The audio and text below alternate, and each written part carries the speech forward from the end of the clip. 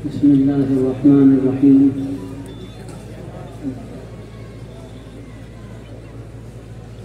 الحمد لله رب العالمين، والصلاة والسلام على سيد المرسلين وخاتم النبيين سيدنا ونبينا ومولانا محمد وعلى آله وصحبه أجمعين وعلى من تبعهم بإحسان ودعا بدعوتهم إلى يوم الدين. أما بعد، فأعوذ بالله من الشيطان الرجيم. يا أيها الذين آمنوا إن تتقوا الله يجعل لكم فرقانا ويكفر عنكم سيئاتكم ويغفر لكم والله ذو الفضل العظيم. صدق الله العظيم.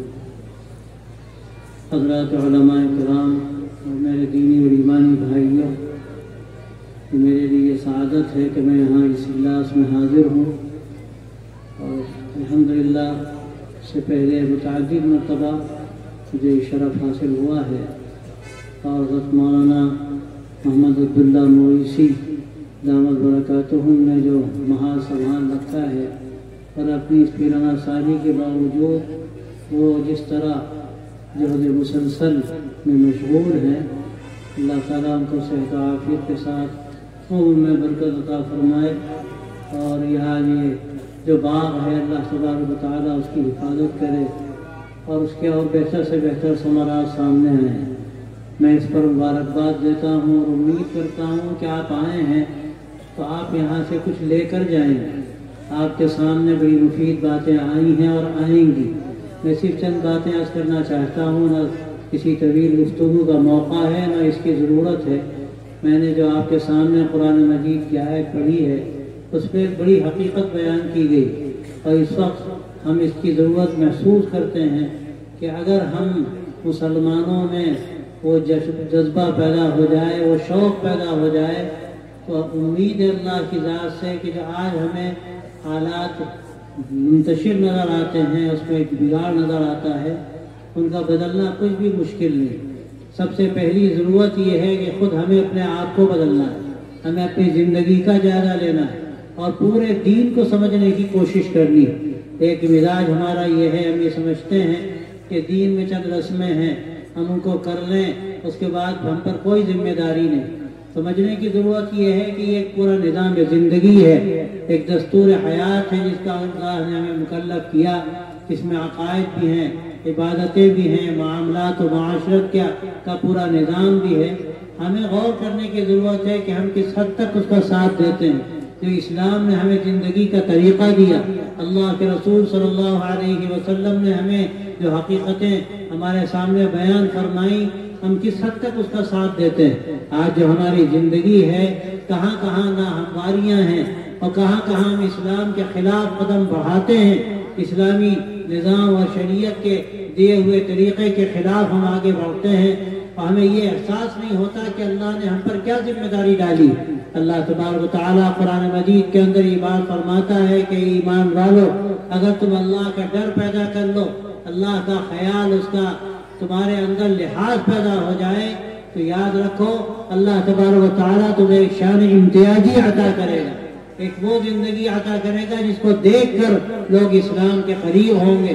ورنہ آج حال یہ ہے کہ ہماری جو زندگی ہے اس کو دیکھ کر لوگ اسلام سے دور ہوتے ہیں، ہماری بد اخلاقیوں کو دیکھ کر۔ اسلام کا جو نظام خاص طور سے معاملات سے متعلق ہے، ہماری معاشرت سے متعلق ہے، اس سے ہم نے کس طرح دوری اختیار کی ہے کہ نتیجے میں لوگ اسلام سے دور ہوتے ہیں، اور یہ جو ہم نے اسلام کی پیشانی پر دھبے ڈالے ہیں، یہ اگر ہم نے اسی طرح اپنا رویہ باقی رکھا تو جو خطرات ہیں وہ خطرات تو بڑھتے رہیں گے۔ اسلام کے بارے میں جو بدگمانیاں پھیلائی جا رہی ہیں اس کا موقع ہم دیتے ہیں۔ تو میں آپ سے صاف طور سے یہ بات کہنا چاہتا ہوں کہ آپ یہاں پر آئے ہیں تو یہ طے کر کے جائیے کہ ہمیں پورے دین کو سمجھنا ہے، دین پر جینا ہے، دین پر مرنا ہے، اور دین نے ہمیں جو کچھ دیا، ہمیں جو زندگی دی، اس زندگی کو ہمیں بالکل اسی طریقے کے مطابق گزارنا ہے جو اللہ کے رسول صلی اللہ علیہ وسلم نے ہمارے سامنے اس کے نمونے رکھے ہیں۔ اگر ہم نے یہ طے کر لیا تو انشاءاللہ آپ دیکھیں گے کیسے اس کے اثرات ہماری زندگی پر پڑتے ہیں اور اس کے اثرات ہمارے سماج پر پڑتے ہیں۔ اگر غور کیا جائے تو جو ہماری سماجی زندگی ہے، ہمارے معاملات ہیں، اس میں اکثر و بیشتر ایسی چیزیں ہماری زندگی میں داخل ہو گئی ہیں کہ کوئی جوڑ نظر نہیں آتا ہمارے ان معاملات کا اسلام سے اور ہماری زندگی کا اسلام کے نظام حیات سے۔ اس لیے ہمیں غور کرنا چاہیے۔ اس میں ایک بڑا مسئلہ یہ ہے کہ شادی بیاہ میں جو فضول خرچیاں ہم کرتے ہیں اور غلط رسمیں اختیار کرتے ہیں اور بھول جاتے ہیں کہ اللہ کے نبی صلی اللہ علیہ وسلم نے کیا فرمایا۔ حضور اقدس صلی اللہ علیہ وسلم فرمایا تھا کہ اعظم النکاح برکتاً ایسرہ مؤونۃ، کہ سب سے بابرکت نکاح وہ ہے جس میں سب سے کم خرچ کیا جائے۔ لیکن اپنی عزت دکھانے کے لیے ہم ساری خرافات انجام دیتے ہیں اور اس کو بعض مرتبہ یہاں تک لے جاتے ہیں کہ ولیمے کی سنت کو ادا کرنے کے لیے ہم سودی قرض لیتے ہیں، بینکوں سے لون لیتے ہیں، حرام کام کا ارتکاب کرتے ہیں۔ سود کا لینا حرام، سود کا دینا حرام، اس کے لکھنے والوں پر خدا کی لعنت، گواہ بننے والوں پر خدا کی لعنت، اس کے بعد کہاں سے برکت ہوگی؟ اسی طرح آج ہمارے نوجوانوں میں جس طرح نشہ داخل ہو رہا ہے اور یہ ہر جگہ کا مرض ہے، اس کی مختلف شکلیں ہیں۔ وہ شراب کی بوتل نہ صحیح، وہ شراب کا جام نہ صحیح، نہ جانے کن کن شکلوں میں آج نشہ ہمارے نوجوانوں میں داخل ہو رہا ہے۔ اس کے نتیجے میں گھر تباہ ہو رہے ہیں، برباد ہو رہے ہیں۔ اگر اس کا ہم نے جائزہ نہ لیا اور اپنی زندگی پر غور نہ کیا، اپنے نوجوانوں پر ہم نے توجہ نہ کی، ان کی تربیت کی فکر نہ کی، تو اس کا خطرہ ہے کہ آگے سماج بگڑتا چلا جائے گا اور ہمیں سنبھالنا مشکل ہو جائے گا۔ اور اسی طرح جو معاملات کی خرابیاں ہمارے سماج میں ہیں، مشترک جو کاروبار ہوتے ہیں یا ایسے بہت سے معاملات ہوتے ہیں جس میں ہمیں پورا سیدھا راستہ بتا دیا گیا، لیکن ہم ظاہری دولت کو حاصل کرنے کے لیے اور یہ جو عزت کی مختلف ظاہری شکلیں ہیں ان کو حاصل کرنے کے لیے بھول جاتے ہیں کہ کیا حرام ہے کیا حلال ہے۔ ان باتوں پر بہت زیادہ توجہ کرنے کی ضرورت ہے۔ ہم اپنی اخلاقی زندگی پر کبھی جائزہ لیں اور اس کو بھی بہتر بنانے کی کوشش کریں۔ یہ بھی ہماری بہت بڑی ذمہ داری ہے۔ ہم کو لوگ جو دیکھتے ہیں مسجدوں مدرسوں میں نہیں دیکھتے، وہ ہمیں بازاروں میں دیکھتے ہیں، سفروں میں دیکھتے ہیں، کاروبار میں دیکھتے ہیں، آفسوں میں دیکھتے ہیں۔ آفس میں ایک آدمی بیٹھا ہوا ہے کرسی پر اور اس کے بغل میں دوسرا آدمی بیٹھا ہے، ایک مسلمان ہے ایک مسلمان نہیں ہے، لیکن جو مسلمان ہے اس کو کوئی امتیاز نظر نہیں آتا۔ رشوت وہ بھی لیتا ہے یہ بھی لیتا ہے اور حرام خوری وہ بھی کرتا ہے یہ بھی کرتا ہے، تو نہیں سمجھتا کہ ہم جو کر رہے ہیں اس کے اثرات کیا ہوں گے۔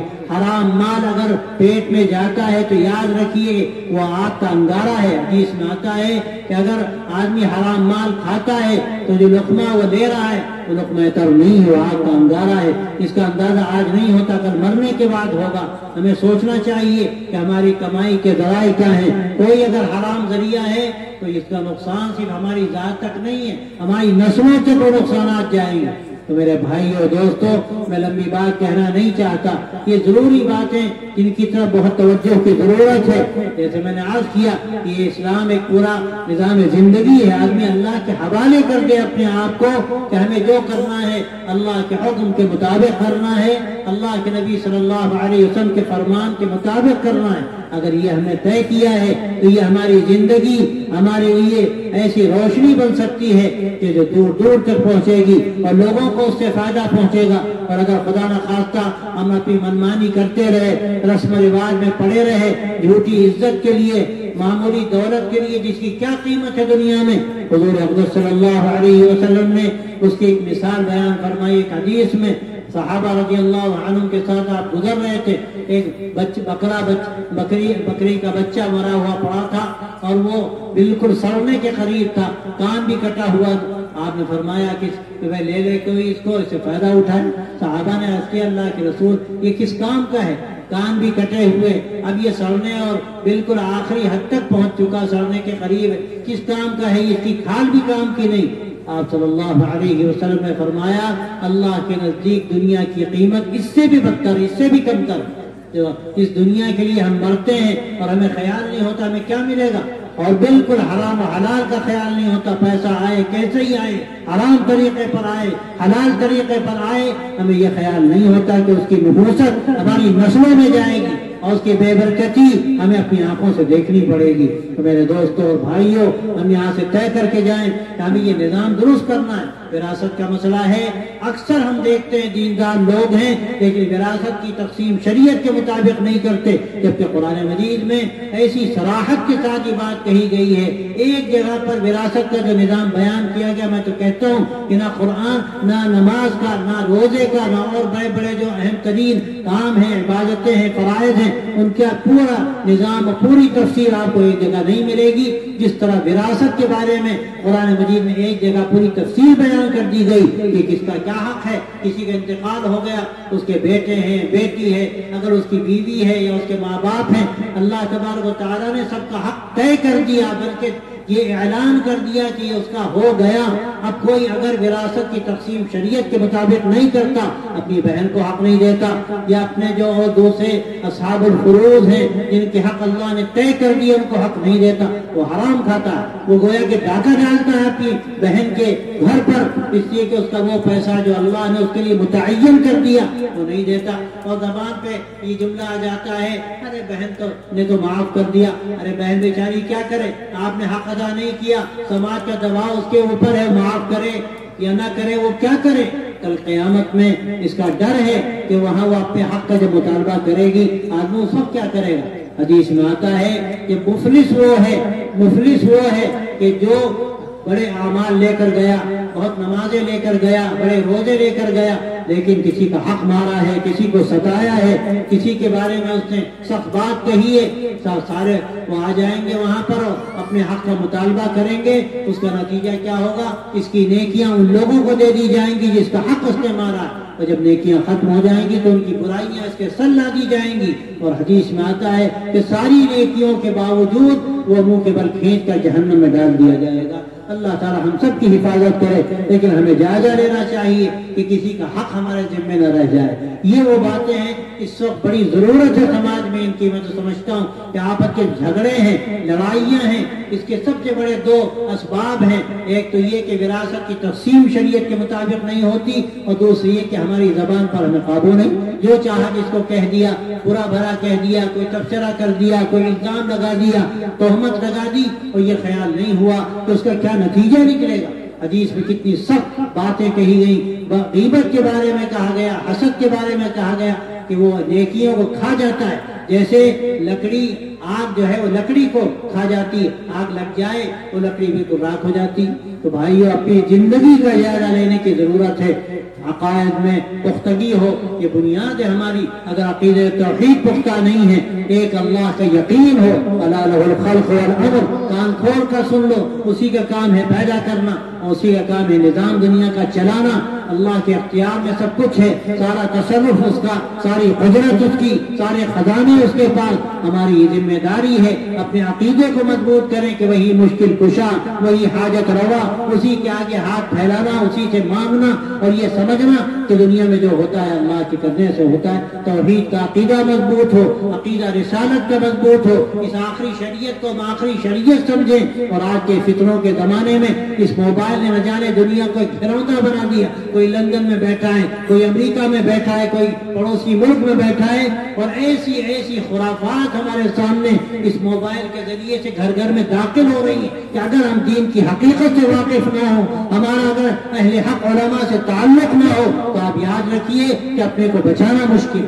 اس لیے اپنے آپ کو محفوظ کرنا ہے، اس شریعت کو جو اپنے اب آقا حضرت محمد عربی صلی اللہ علیہ وسلم کے ذریعے سے ملی، حضرات صحابہ رضی اللہ عنہم کے ذریعے سے ملی، سلف نے اس کو محفوظ کیا اور ہم تک پہنچایا۔ اسی دین پر رہنا، اسی پر جینا اور مرنا، یہ ہماری پہلی پسند ہے، ہماری بنیاد ہے۔ اگر یہ چیز نہ رہی تو ایمان خطرے میں۔ اور پھر عبادتوں کا اہتمام، فرائض کا اہتمام، حقوق کی ادائیگی، اور اپنے سماج کو بہتر بنانا، معاملات کو صحیح طریقے پر انجام دینا، حرام مال سے بچنا، اور ہر غلط کام سے بچانا اپنے آپ کو کہ ہماری ذات سے کسی کو تکلیف نہ ہو۔ حدیث میں آتا ہے المسلم من سلم الناس من لسانه लिसानिही व यदी, सही मुसलमान वो है कि जिसकी ज़बान से उसके हाथ से तमाम लोग महफूज हों। अगर हम किसी को अजियत पहुंचा रहे हैं तो याद रखिए कि हमें इस्लाम हमारे अंदर नहीं है। और हम बाज़ मरतबा मामूली बातों पर गौर नहीं करते। मैं तो यहाँ तक कहता हूँ, आप गाड़ी लेकर जा रहे हैं, आपने गाड़ी इस तरह खड़ी कर दी कि हर आने जाने वाले को तकलीफ हो रही है। याद रखिए गुनाह की बात है, ये मसला सिर्फ ट्रैफिक का नहीं है, मसला ये है कि लोगों को अजियत पहुंच रही है। तो हमें इन चीजों पर तवज्जो देने की जरूरत। ये हमारे अंदर अगर अखलाक की बुलंदी पैदा होगी तो याद रखिए अल्लाह ताला जो कुरान मजीद के अंदर फरमाता है कि इन तत्तकुल्लाह यजअल लकुम फुरकाना, अगर तुम अल्लाह का डर पैदा कर लो तो अल्लाह तुम्हें शान इम्तियाजी देगा। अल्लाह का डर क्या है, अल्लाह का तक़वा क्या है? याद रखिए कि सिर्फ ज़ाहिरी चीजों को इख्तियार कर लेना काफी नहीं है। मैं हरगिज़ इसकी कमी नहीं करता, इनकी तमकीज़ नहीं करता। यकीनन ये दाढ़ी का रखना और टोपी का पहनना और लिबास के शरीयत के मुताबिक होना ये बुनियादी बात है। अगर ये भी ना हो तो हम खतरे में हैं, लेकिन ये तनहा काफी नहीं है। जब तक कि हमारा दिल मुसलमान ना हो, हमारा दिमाग मुसलमान ना हो, हमारे आमाल में इस्लाम का मुजाहरा लोगों के सामने न हो, उस वक्त तक याद रखिए हम मुकम्मल मुसलमान नहीं हो सकते। और अल्लाह ताला ने हमसे जो वादा किया है कि अगर तुम सही जिंदगी इख्तियार करोगे तो अल्लाह तुम्हें एक शान इम्तियाजी देगा, उसका ताल्लुक हमारी मुकम्मल जिंदगी से है, जिसमें अखलाक का पहलू इंतहाई अहम है। और हमारे सामने उसके नमूने हैं। हजरत एक बड़े बुजुर्ग थे, वो जहाँ पानीपत के रहने वाले हजरत लिकाउल्लाह साहब पानीपती रहमतुल्लाह अलैह हजरत थानवी के खुलफा में हैं। उनका किस्सा मैंने कहीं सुना या पढ़ा कि जब तकसीम हुई तो उस वक्त उन्होंने हिजरत नहीं की, यही रहे। उनके बड़े रवाबित थे बिरादरान वतन से भी। जब वो बूढ़े हुए तो उन्होंने ऐलान किया कि मैं रहते रहते यहाँ थक गया, यहाँ मुसलमान नहीं है, मैं अगर मरूंगा तो कौन मेरी जनाजे की नमाज पढ़ाएगा, कौन तलकीन करेगा। अजान सुनने को भी कान तरस गए, अब मैं यहाँ नहीं रह सकता, मैं हिजरत करके किसी मुसलमान इलाके में जाना चाहता हूँ। जब हिंदुओं को पता चला, उनके बिरादरान वतन को, वो सब जमा हो गए और उनसे आकर कहने लगे आप जैसा आदमी चला जाए इसको हम गवारा नहीं कर सकते। आपसे तो हमें सब कुछ मिला, मोहब्बत मिली, इंसानियत मिली, हमें जीने का सलीका मिला, हम आप जैसा आदमी को गवाना नहीं चाहते। उन्होंने कहा मैं तो थक गया, अजाने सुनने को कान तरस गए, मैं कब तक इस तरह यहाँ रहूं। तो आप गौर कीजिए कि वहाँ के लोगों ने कहा कि आप अगर ऐसा मसला है, हम आपके लिए मस्जिद बनाएंगे, हम मुसलमानों को लाकर आबाद करेंगे, लेकिन हम ये गवारा नहीं कर सकते कि आप जैसा आदमी चला जाए। मेरे दोस्तों ये अखलाक हो तो हमसे कौन कहेगा कि आप यहाँ से हिजरत करके कहीं और चले जाइए। लोग हमारी जरूरत महसूस करेंगे। तो इसी की इस वक्त सबसे बढ़कर जरूरत है कि हमारे अंदर ये एहसास पैदा हो, हमारी बदअमालियाँ और ये हमारी बदअखलाकियाँ, अमानतदारी ना होना और झूठ बोलना, गलत बात ज़बान से निकालना और ये ना ख्याल करना कि शरीयत क्या कहती है, इसने हमें न जाने कहाँ से कहाँ पहुँचा दिया। हज़रत इलियास साहब रहमतुल्लाह अलैह कांजलवी, इनको अल्लाह ने कितना बड़ा मकाम दिया दुनिया में, उनके जरिए से किस कदर दीन की हिफाजत और इशाअत का काम हुआ। उनके अजीज थे मौलाना महमूद बख्श, उनका किस्सा बड़ा मशहूर है, आपने शायद सुना हो। एक मस्जिद थी और उसके बारे में झगड़ा था मुसलमानों का और हिंदुओं का, और बहुत लंबा झगड़ा चला अदालत में। तो अंग्रेजों ने कहा कि भाई किसी एक को आप मुतय्यन कर दीजिए, वो आकर गवाही दे, हम उसके हक में फैसला कर दें। तो हिंदुओं ने भी तय किया कि मौलाना महमूद बख्श जो कहेंगे उस पर हम राजी। मुसलमान बड़े खुश हुए कि कौन मुसलमान होगा ये कहेगा कि जगह मस्जिद की नहीं मंदिर की है। वो बड़े अजीब अल्लाह वाले थे, कहने लगे मैं किसी अंग्रेज की शक्ल नहीं देखूंगा। अंग्रेज भी जो भी हो, कुछ हकीकत पसंदी भी उनमें होती थी, उनका शक्ल देखे ना देखे वो आए और जो कहना है वो कह दें। हम तो एक जमाना गुजर गया, इसके मुंतजिर है कि सही बात मालूम हो जाए। खैर वो किसी तरह गए और जाकर उन्होंने गवाही दी। वो गवाही ये दी कि मैं जानता हूँ, बूढ़ा आदमी हूँ, कि जगह मंदिर की थी, मुसलमानों ने जबरदस्ती कब्जा कर लिया और ये सही बात है, ये है कि जिसकी है वो जगह उसको दे देनी चाहिए। ये जुमला था। एक अजीब कैफियत हुई। उस वक्त जो वहाँ जज था उसने अजीब बात कही। उसने कहा कि मुसलमान मुकदमा हार गए लेकिन इस्लाम जीत गया। मुसलमान मुकदमा हार गए लेकिन इस्लाम जीत गया। और उसका नतीजा ये निकला कि वहाँ जो हमारे भाई थे अल्लाह ने उनको इस्लाम अता फरमा दिया। अल्लाह ने उनका ये जुमला ऐसा था, हकीकत पसंदी की जो बात उन्होंने कही, सच्चाई की बात, इसका ऐसा असर पड़ा कि अल्लाह ने इसको हिदायत का जरिया बनाया।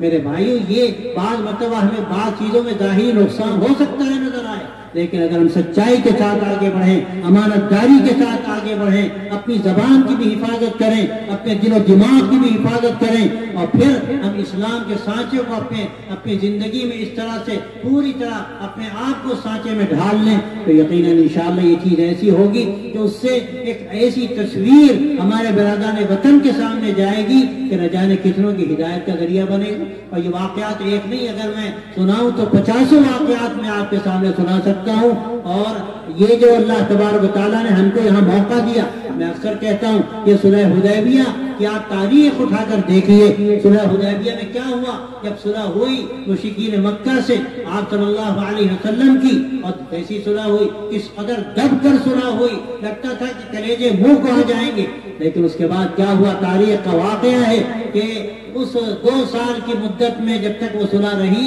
اتنی بڑی تعداد میں لوگ اسلام میں داخل ہوئے، نہ اس سے پہلے ہوئے تھے نہ شاید اس کے بعد ہوئے۔ یدخلون فی دین اللہ افواجا، لگتا تھا کہ فوج در فوج اسلام میں لوگ داخل ہوں گے۔ حضرت خالد بن ولید، حضرت عبد بن عاص، یہ سب اسی دور کی یادگار۔ ایسا کیوں ہوا؟ اور کرنے کی ضرورت ہے۔ مکہ مکرمہ میں ان لوگوں کو آنے کا موقع ملا جن سے دشمنی تھی، حضرات صحابہ رضی اللہ عنہم جو مدینہ طیبہ میں رہتے تھے، وہ مکے میں آئے، مکے والے مدینے آئے، معاملہ کرنے کا موقع ملا۔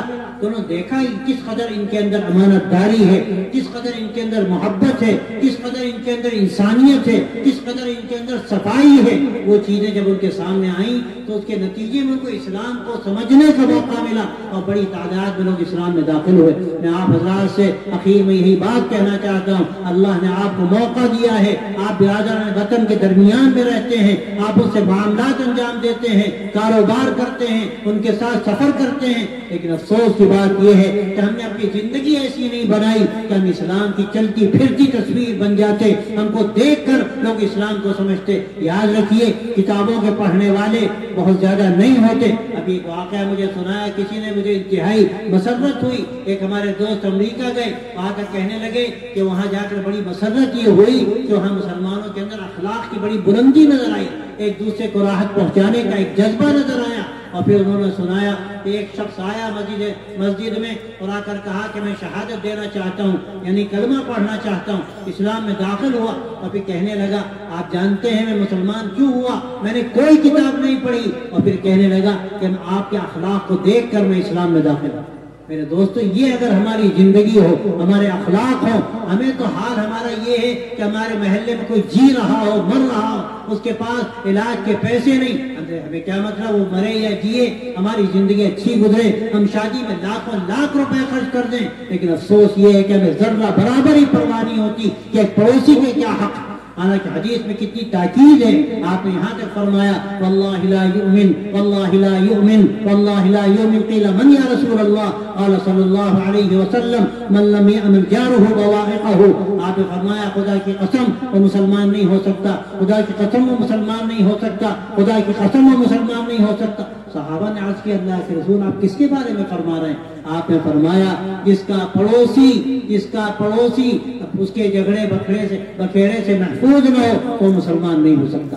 پڑوسی کی عزت، اس کا احترام اور کبھی اس کی خدمت اگر اس کو ضرورت ہے، یہ ایک شرعی فریضہ ہے۔ اور آپ صلی اللہ علیہ وسلم نے اتنی تاکید فرمائی اور یہاں تک فرمایا کہ جبرائیل علیہ السلام برابر تاکید کرتے رہے پڑوسی کے حق کے بارے میں، یہاں تک کہ میں سمجھنے لگا کہ جس طرح اولاد کو وراثت پہ حق ملتا ہے اسی طرح پڑوسی کو بھی ملتا ہے۔ میرے دوستوں، میرے بھائیوں، ہمیں اپنی زندگی کا جائزہ لینے کی ضرورت ہے۔